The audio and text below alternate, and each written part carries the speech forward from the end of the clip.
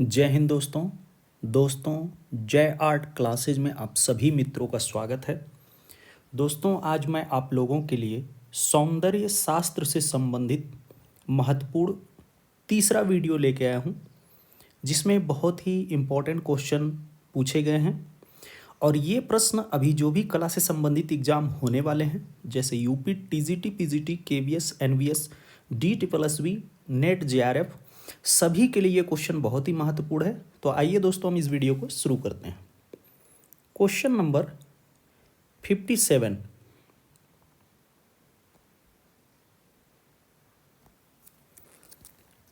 सुसेन लिखा है, लेकिन ये है सुजेन लेंगर, सूजन लेंगर या सुजैन लेंगर। सुजैन लेंगर किस देश से संबंधित हैं? तो ये किस देश से संबंधित हैं? तो ये अमेरिका लिखा है, ये अमेरिका के थे। तो राइट आंसर यहाँ पे ए हो जाएगा।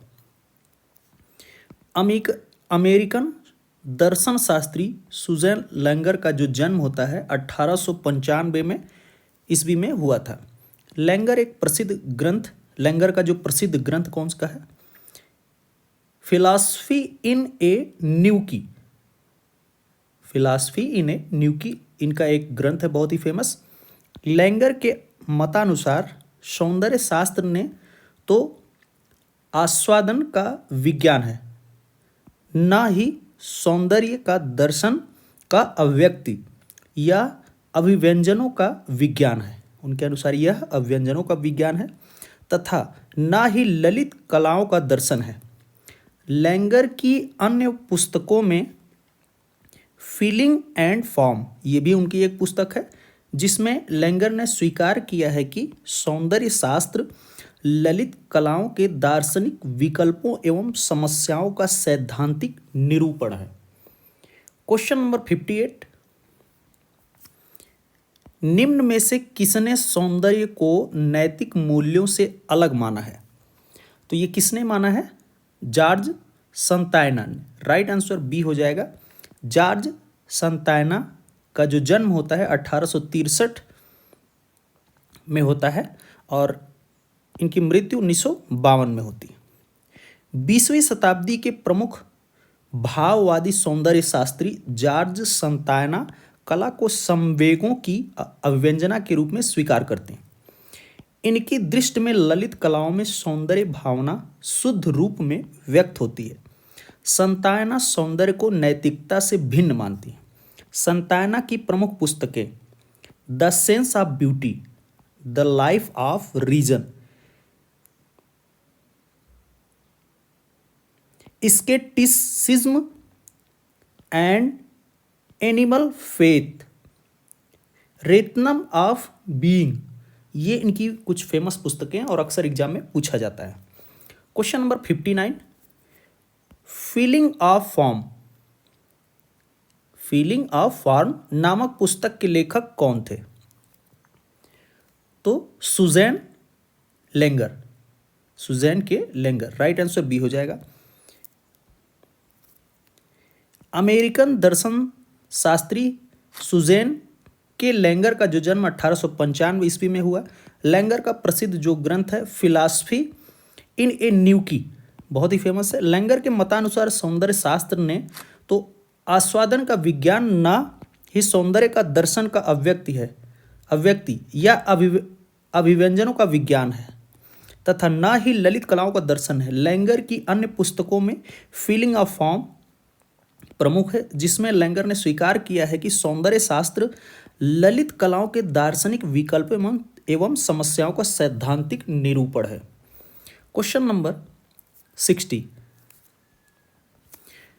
किसने कहा कला वह है जो सौंदर्य का प्रकाशन करे तथा सौंदर्य वह है जो आनंद दे? तो ये किसने कहा है? तो ये टॉल्स्टॉय ने कहा है। राइट आंसर बी हो जाएगा। टॉल्स्टॉय के कला संबंधी विचार जो हैं व्हाट इज आर्ट नामक निबंध में लिखते हैं। ये टॉल्स्टॉय की सबसे बड़ी विशेषता यह है कि उन्होंने अपने प्रतिपादित सिद्धांतों को केवल सैद्धांतिक रूप में ही नहीं वरन बल्कि व्यवहारिक रूप में भी स्वीकार किया है। उनका यह भी मत था कि जनता के मन और अनुभूतियों को प्रभावित करने वाले करने और उसका निर्माण करने में धर्म के बाद कला ही बुनियादी शक्ति है। टॉल्स्टॉय के चिंतन पर मार्क्सवाद का अधिक प्रभाव है। क्वेश्चन नंबर 61,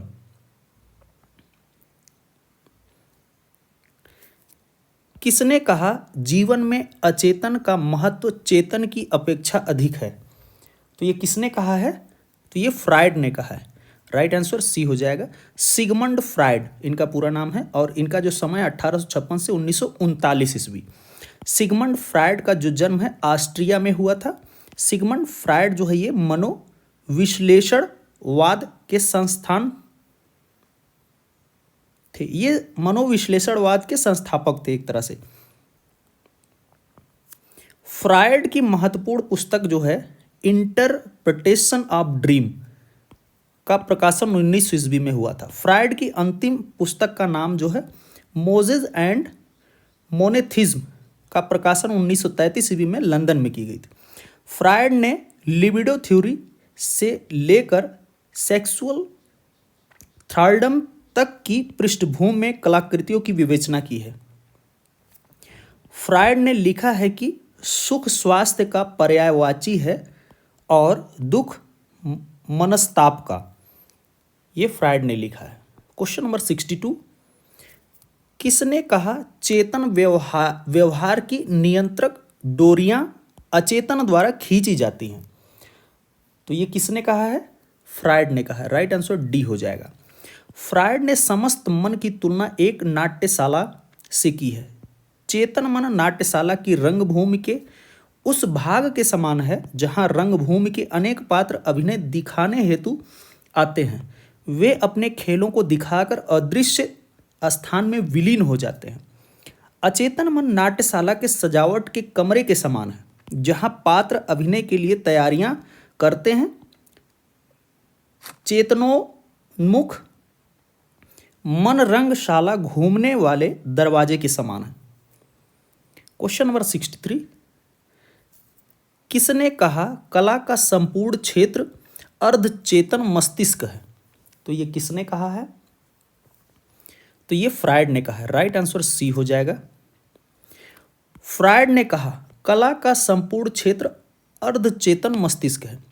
चेतन मन के परे अर्धचेतन या चेतोन्मुख मन होता है। मन के इस स्तर पर भावनाएं, स्मृतियां, इच्छाएं तथा संवेदनाएं रहती हैं जो प्रकाश्य नहीं है किंतु वे चेतन मन पर आने हेतु तत्पर हैं। कोई भी विचार चेतन मन में प्रकाशित होने के पूर्व चेतनोन्मुख मन में रहता है। फ्राइड ने व्यक्ति चैतन्य के 3 अंग माने हैं, इड, ईगो, सुपर ईगो। ये फ्राइड के अनुसार है। क्वेश्चन नंबर 64, युद्ध और शांति नामक पुस्तक के लेखक कौन है? तो युद्ध और शांति जो पुस्तक है उसके लेखक कौन है? तो टॉल्स्टॉय। राइट आंसर बी हो जाएगा।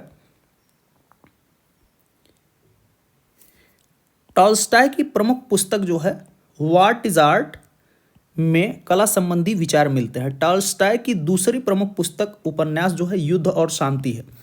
जॉर्ज संतायना 20वीं सदी के प्रमुख भाववादी सौंदर्य शास्त्री कला को संवेगों की अव्यंजना के रूप में स्वीकार करते हैं।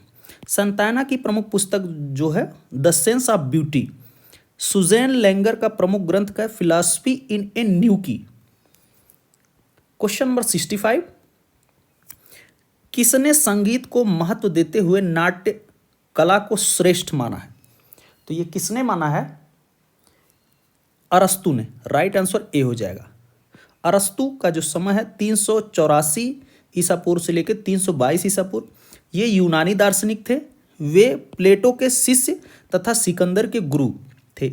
उनका जो जन्म है स्टेगेरिया नामक नगर में हुआ था यूनान में।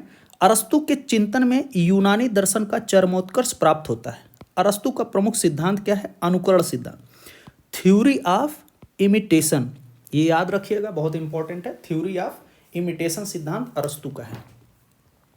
क्वेश्चन नंबर 66, किसके अनुसार सौंदर्य शिव है जो आनंदप्रद है क्योंकि वह शिव है।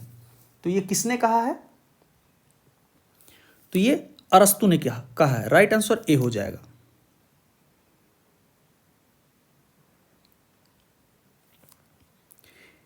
प्लेटो ने सत्यम शिवम सुंदरम को एक सूत्र में जुड़ा देखा। इसके विपरीत अरिस्टोटल सौंदर्य को सत्य और शिव से भिन्न माना है। अरस्तु, उन्हीं का नाम है, अरिस्टोटल के अनुसार शिव कर्म में निहित होता है और सुंदर रूप में, इसलिए सौंदर्य को उपयोगिता से भिन्न बताया है, जिसे सोक्रेटिस या सुकरात ने सौंदर्य का मापदंड माना है। उपयोगिता को उसने सत्य शिव से भिन्न माना है। क्वेश्चन नंबर 67, किसने कहा ललित कलाएं हवा और धुआं हैं जो एक विलासितापूर्ण असत्य है? तो ये किसने कहा है? तो ये संत अगस्टाइन। राइट आंसर बी हो जाएगा। संत अगस्टाइन का जो समय है 354 ईस्वी से लेकर 430 ईस्वी के बीच। संत अगस्टाइन का जो जन्म है अगस्ते,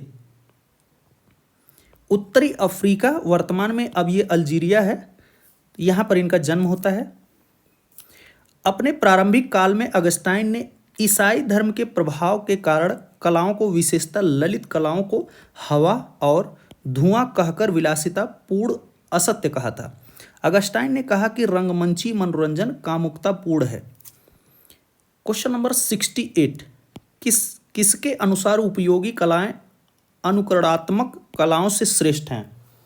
तो ये किसके अनुसार हैं? तो ये प्लेटो के अनुसार है। राइट आंसर सी हो जाएगा।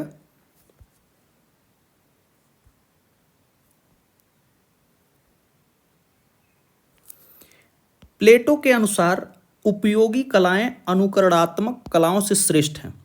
प्लेटो के अनुसार कला में चित्रित या वर्णित वस्तु वास्तविक वस्तु जैसा आनंद नहीं देती। प्लेटो सौंदर्य का नैतिकता व उपयोगिता से गहन संबंध मानते हैं। इसी कारण कला में शिव की स्थिति आवश्यक मानी है। उन्होंने उसी कला को प्रशंसित माना है जो उपयोगी तथा नागरिकों को नैतिक बल देने वाली है। क्वेश्चन नंबर 69, किसने ज्ञान की समस्या पर कार्य किया? किसने ज्ञान की समस्या पर कार्य किया है? तो कांट ने। राइट आंसर डी हो जाएगा। इमैनुअल कांट का जो समय है 1724 से लेकर 1804 ईस्वी के बीच रहा है। जर्मन दर्शन शास्त्री, ये जर्मनी के थे दर्शन शास्त्री। कांट का जो जन्म है वो केनिन्सबर्ग में एक मोची परिवार में हुआ था। कांट के समय दो विरोधी धाराएं थी। एक तो बुद्धिवादियों की, जो यह मानते थे कि मनुष्य की वृद्धि सब कुछ जान सकती है, और दूसरा मत जो है अनुभववादियों का था कि मानव बुद्धि रूप से कुछ भी निश्चित नहीं जान सकता। इन दो विरोधी धाराओं के मध्य ही कांट का प्रादुर्भाव हुआ। कांट ने इन दो पक्षों में समझौता करवाया और मध्य मार्ग की स्थापना की। Question number 70, critique of pure reason नामक पुस्तक के लेखक कौन है? क्रिटिक ऑफ प्योर रीजन, तो ये कांट द्वारा लिखा गया। राइट आंसर ए हो जाएगा। कांट की पहली पुस्तक जो है क्रिटिक ऑफ प्योर रीजन में कांट ने ज्ञान की समस्या उठाई। इसमें उन्होंने प्राकृतिक व्यवस्था का औचित्य सिद्ध किया। ह्यूम ने जिस समस्या को उठाया था कांट ने उसी का समाधान किया है। कांट की दूसरी पुस्तक जो है क्रिटिक ऑफ प्रैक्टिकल रीजन में दूसरी समस्या नैतिकता को उठाया। कांट की पुस्तक क्रिटिक ऑफ जजमेंट में उदात्त एवं सौंदर्य पर अपने तीसरे विचार को व्यक्त किया था। क्वेश्चन नंबर 71, किसके अनुसार सौंदर्य वस्तुगत तत्व ना होकर विशिष्ट अनुभूति का कारण है? तो ये किसके अनुसार है? तो ये कांट के अनुसार है। राइट आंसर बी हो जाएगा। कांट भी प्लेटो के समान ही सौंदर्य का परिणाम विशुद्धिकरण मानते हैं। इनका कहना है कि प्राकृतिक सौंदर्य में शुद्ध आत्मा द्वारा ही मनोनिवेश हो पाता है। कांट ने सौंदर्य को वस्तुगत तत्व मानकर विशिष्ट अनुभूति का कारण मानते हैं। टॉल्स्टॉय व रस्किन ने भी अनुभूति पर बल दिया है। क्वेश्चन नंबर 72, किसके अनुसार उपयोगी कला अनुकरणात्मक कलाओं से श्रेष्ठ है? तो ये किसके अनुसार है? प्लेटो के अनुसार है। Right answer A. प्लेटो के अनुसार उपयोगी कलाएं अनुकरणात्मक कलाओं से श्रेष्ठ हैं। प्लेटो के अनुसार कला में चित्रित या वर्णित वस्तु वास्तविक वस्तु जैसा आनंद नहीं देती। प्लेटो सौंदर्य का नैतिकता व उपयोगिता से गहन संबंध मानते हैं। इसी कारण कला में भी शिव की स्थिति आवश्यक मानी। उन्होंने उसी कला को प्रशंसित माना है जो उपयोगी तथा नागरिकों को नैतिक बल देने वाली है। क्वेश्चन नंबर 73, किसके अनुसार अनुकरणात्मक कलाएं उपयोगी कलाओं से श्रेष्ठ हैं? तो ये किसके अनुसार है? तो ये अरस्तु के अनुसार है। Right answer C. अरस्तु के अनुकरणात्मक कलाओं को उपयोगी कलाओं से श्रेष्ठ माना है। प्लेटो ने उपयोगी कला को अनुकरणात्मक कलाओं से श्रेष्ठ माना है। क्वेश्चन नंबर 74, किसने ललित कलाओं को 5 भागों में बांटा है? तो ये हीगेल ने बांटा है। राइट आंसर बी हो जाएगा। हीगेल ने ललित कलाओं को 5 वर्गों में रखा है, जिसका क्रम इस प्रकार है: काव्य कला, दूसरी है संगीत कला, तीसरी चित्रकला, चौथी मूर्त कला और पांचवी स्थापत्य कला। ये ललित कलाएं हैं। हेगेल ने सर्वश्रेष्ठ कला जो है वो काव्य कला को तथा निम्न कला जो है वो स्थापत्य कला को इन्होंने माना है। हेगेल का मत था कि जिस कला में जितने संसाधनों की कम जरूरत होती है वह कला उतनी श्रेष्ठ, तथा जिस कला में अधिक संसाधनों की जरूरत होती है वह कला उतनी ही भिन्न होती है। क्वेश्चन नंबर 75, निम्न में से आकारवाद से संबंध रखते हैं। तो आकारवाद से कौन संबंध रखते हैं? Roger fry. Right answer A हो जाएगा। रोजर एलियट फ्राय का जो समय है 1866 ईस्वी से 1934 ईस्वी के बीच है। ब्रिटिश कलाकार व कला आलोचक सौंदर्य शास्त्र के क्षेत्र में रोजर फ्राय ने चित्रकला को ध्यान में रखकर सौंदर्य शास्त्र पर अपने विचार प्रकट किए। इनके अनुसार कला मनुष्य के काल्पनिक जीवन की अभिव्यक्ति है। आकारवाद फॉर्मलिज्म से रोजर फ्राय का संबंध रहा है। क्वेश्चन नंबर 76, जर्मन दर्शन का अरस्तु कौन कहलाता है? जर्मन दर्शन का अरस्तु कौन कहलाता है? तो ये हेगेल को कहा जाता है। Right answer C. GWF Hegel,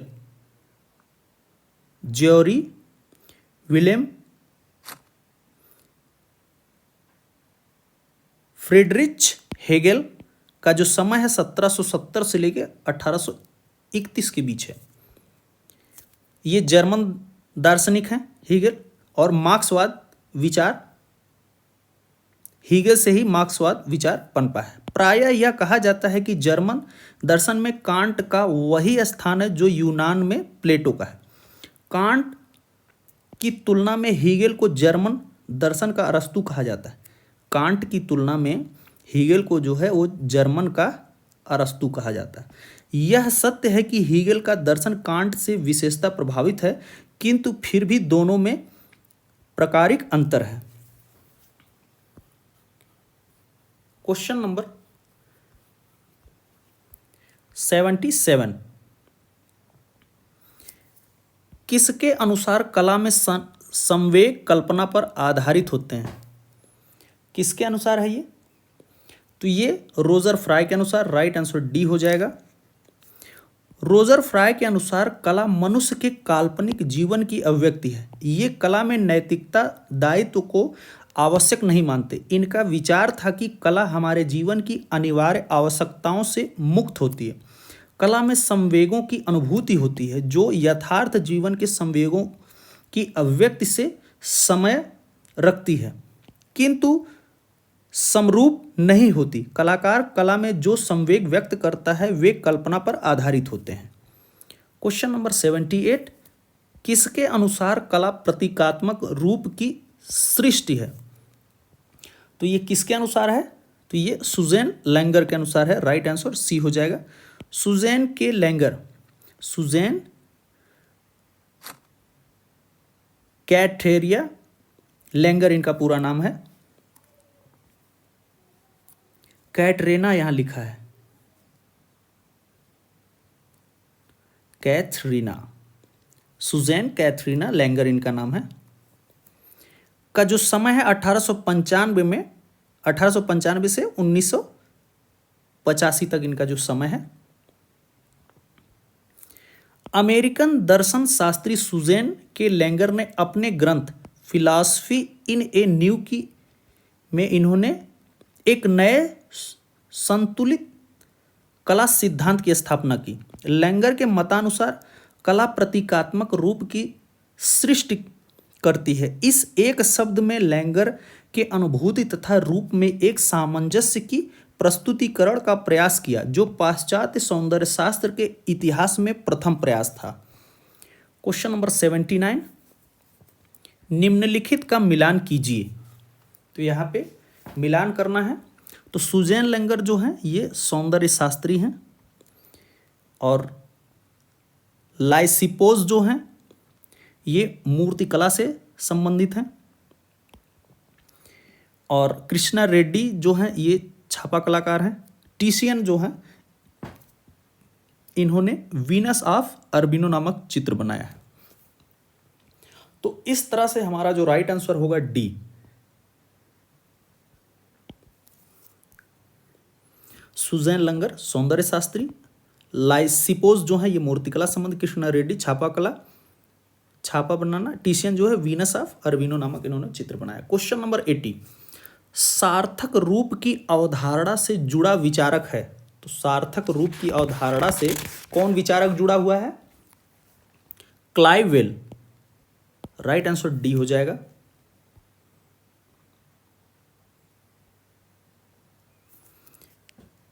Arthur Clive Hayward well एक अंग्रेजी कला समीक्षक थे, अंग्रेजी कला समीक्षक हैं ये, जो औपचारिक और ब्लूम्सबरी समूह से जुड़े थे। औपचारिक और ब्लूम्सबरी एक समूह से जुड़े थे उन्होंने कला सिद्धांत को महत्वपूर्ण रूप में जाना। इनका जो जन्म है 16 सितंबर 1881 को ईस्ट शेफर्ड, यूनाइटेड किंगडम में हुआ था। Sir Herbert read DSO MC एक अंग्रेजी कला इतिहासकार, कवि, साहित्यिक, आलोचक और दार्शनिक थे। जन्म जो है 4 सितंबर 1893 में। ये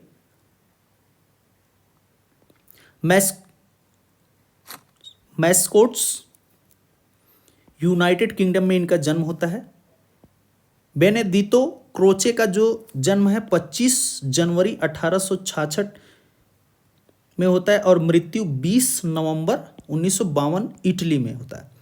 का आत्मवादी दार्शनिक थे। उसने अनेक विषयों पर लिखा जिनमें दर्शन, इतिहास, सौंदर्य शास्त्र आदि प्रमुख है। सिगमंड फ्रायड जो हैं इनका जो जन्म 6 मई 1856 में होता है और मृत्यु 15 सितंबर 1939 में। ऑस्ट्रेलिया के तंत्रिका विज्ञानी हैं ये, न्यूरोलॉजिस्ट तथा मनोविश्लेषण के संस्थापक थे ये सिगमंड फ्रायड। क्वेश्चन नंबर 81, मन का वह भाग जिसने मन की समस्त क्रियाएं विचरण करती हैं क्या कहलाता है? तो ये चेतन मन कहलाता है, राइट आंसर ए हो जाएगा। चेतन मन, कॉन्शियस माइंड। जब हम कोई कार्य सक्रिय अवस्था में रहकर करते हैं उसे हम चेतन मन कहते हैं। जब हम कोई कार्य को पहली बार सीखने या करने की कोशिश करते हैं तो उस समय हमारा मन पूरी तरह चेतन अवस्था में होता है या पूरी तरह एक्टिव होता है। हमारा ध्यान पूरी तरह उस कार्य के प्रति हो जाता है, यही चेतन मन है। अवचेतन मन, सब कॉन्शियस माइंड क्या होता है? जब आपकी नींद थोड़ी अच्छी और आप सपने देखते हो तब अवचेतन का उपयोग कर रहे होते हैं। अचेतन मन, अनकॉन्शियस माइंड क्या होता है? जब आप सो रहे होते हैं बिल्कुल गहरी नींद में, जब कोई सपना भी नहीं आ रहा हो, जैसे कि आप जब बहुत मेहनत करके गहरी नींद लेते हो तब शरीर उसी का उपयोग कर रहा होता है। क्वेश्चन नंबर 82, इनमें से कौन एक प्रबुद्ध कला समीक्षक है? कौन है जो प्रबुद्ध कला समीक्षक हैं? तो वो हैं Herbert Read. Right answer C हो जाएगा। सर हर्बर्ट रीड का जो जन्म है यूनाइटेड किंगडम में 1893 में हुआ था। यह एक अंग्रेजी कला इतिहासकार, कवि, साहित्यिक आलोचक और दार्शनिक थे। इन्होंने कला पर कई प्रभावशाली पुस्तक लिखी थी तथा मृत्यु इनकी जो होती है 12 जून 1968 यूनाइटेड किंगडम में हुई थी। इनकी प्रमुख जो पुस्तक है the meaning of art, the hell with culture, education through art. Question number 83, सूची फर्स्ट को सूची सेकंड से सुमिल करें। तो कला सिद्धांत यहाँ पे हैं और प्रतिपादक उसके दिए हुए हैं। तो यहाँ पे कैथारिसिस जो है ये अरस्तू का है और इंट्यूशन जो है ये क्रोचे का है। फॉर्मलिज्म जो है ये क्लाइवेल और इंस्टीट्यूशनलिज्म जो है ये जॉर्ज डिकी का है। तो इस तरह से राइट हो जाएगा।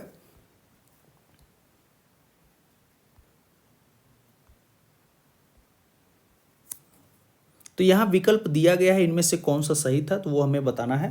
तो इसका जो राइट आंसर था वो है सी, चौथा, तीसरा, पहला और दूसरा।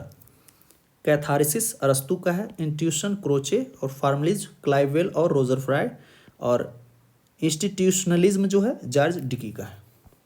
क्वेश्चन नंबर 84, कौन से पश्चिमी दार्शनिक ने कहा कि कला अनुकरण है और यह सत्य से दोहरी दूरी रहती है? तो ये किसने कहा है? तो ये प्लेटो ने कहा है। राइट आंसर बी हो जाएगा। प्लेटो 428 से 427 ईसा पूर्व, 343 से 347 ईसा पूर्व, या अफलातून यूनान का प्रसिद्ध दार्शनिक थे। ये यूनानी दार्शनिक, वह सुकरात का शिष्य तथा अरस्तु के गुरु थे। ये प्लेटो जो थे ये सुकरात इनके गुरु थे और अरस्तु के गुरु प्लेटो थे।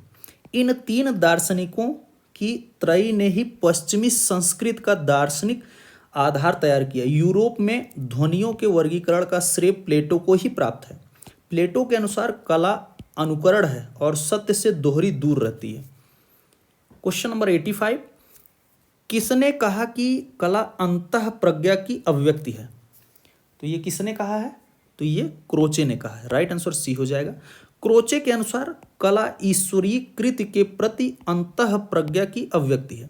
इन्होंने आत्मवादी दर्शन के आधार पर सौंदर्य शास्त्र की व्याख्या की है, जिसका नाम अभिव्यंजनावाद के नाम से प्रसिद्ध है। 1902 में इन्होंने सौंदर्य शास्त्र ग्रंथ प्रकाशित किया था। क्वेश्चन नंबर 86, निम्नलिखित का मिलान करें।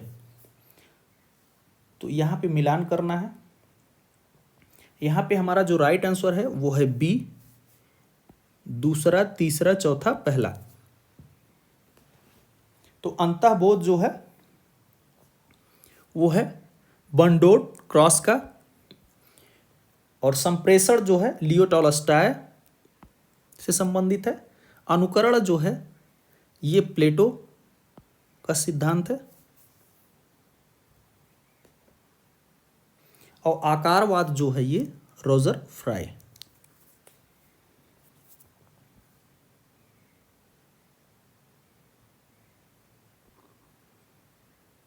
तो यहाँ पे अंतःबोध जो था बर्नार्ड क्रॉस, संप्रेषण लियो टॉलस्टॉय, अनुकरण प्लेटो, आकारवाद रोजर फ्राई। निम्नलिखित क्वेश्चन नंबर 87, निम्नलिखित को सम्मिलित कीजिए। तो यहाँ पे जो राइट आंसर होगा वो बी है। तो यहाँ पे जो सही है, अनुकरण का सिद्धांत ये अरस्तु का है। कला संप्रेषण है तो ये लियो टॉलस्टॉय का है। और चित्रसूत्र, देखिए चित्रसूत्र जो यहाँ नग्नजीत दिया है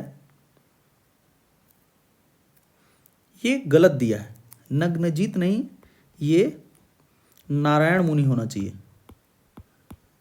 नारायण मुनि। और नग्नजीत जो इन्होंने चित्रलक्षण नामक ग्रंथ लिखा है, यहाँ पे ये ऑप्शन में गलत दिया हुआ है। और चित्रसूत्र के लेखक कौन है, नारायण मुनि। और नग्नजीत जो लिखे हैं वो चित्रलक्षण लिखे हैं। हर्षचरित तो ये बाणभट्ट द्वारा लिखा गया है। तो इस तरह से राइट होगा। तो यहाँ पे जो राइट आंसर था वो है बी, चौथा, तीसरा, दूसरा और पहला। अनुकरण का सिद्धांत अरस्तु का है। कला संप्रेषण लियो टॉलस्टॉय। चित्रसूत्र नग्नजीत दिया है, लेकिन हमने आपको अभी बताया है ये नग्नजीत गलत है, यहाँ पे नारायण मुनि होना चाहिए। हर्षचरित्र के लेखक बाणभट्ट।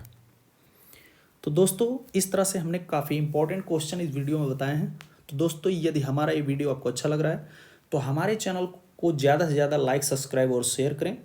हमारे यूट्यूब चैनल पर कमेंट करके बताएं कि आपको ये वीडियो कैसा लग रहा है। दोस्तों इसी प्रकार से विजुअल आर्ट से संबंधित इंपॉर्टेंट वीडियो मैं आप लोगों के लिए लाता रहूँगा। धन्यवाद दोस्तों।